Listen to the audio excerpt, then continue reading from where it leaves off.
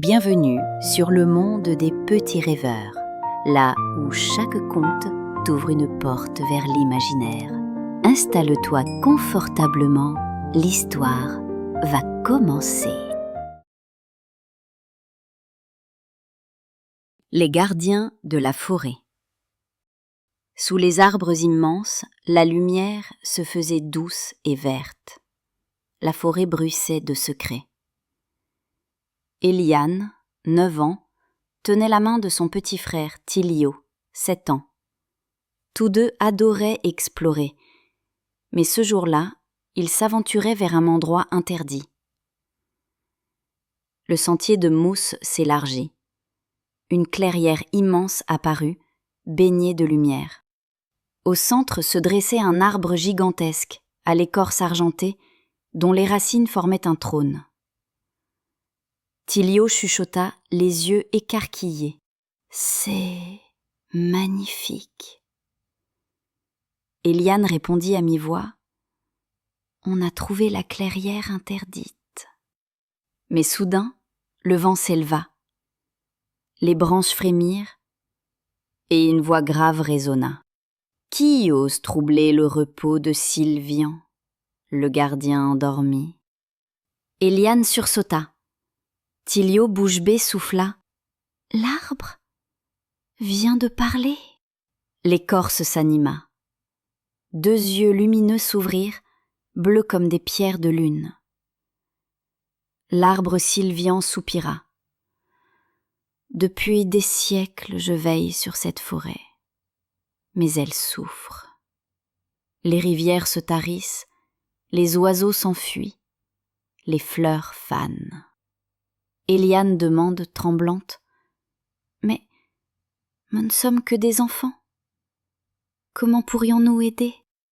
Sylvian répondit. « Ce n'est pas la taille qui compte, mais la pureté du cœur. » Les enfants entendent encore la langue de la nature. Alors, 2 talismans apparurent.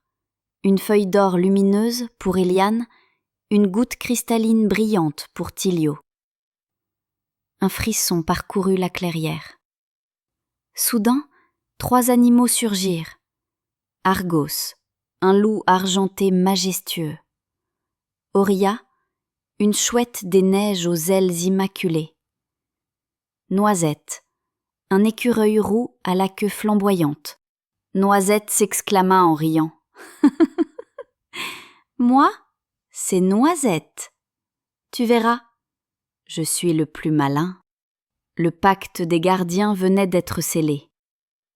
Chaque jour, Eliane et Tilio apprenaient auprès de leurs amis.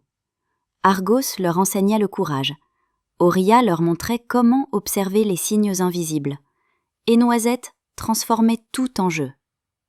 Mais un matin, Argos dit d'une voix grave. « Un danger approche.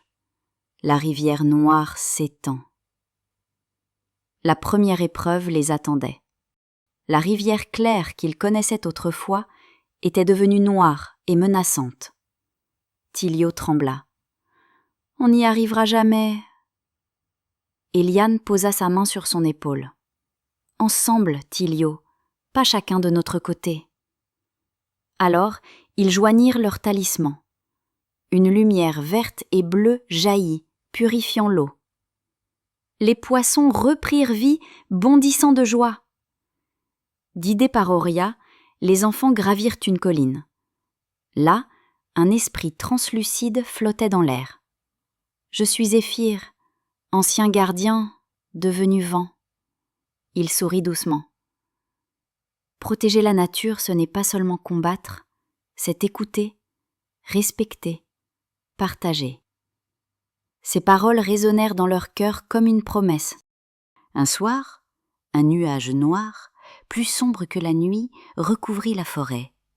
La tempête éclata. L'ombre monstrueuse surgit, hurlante.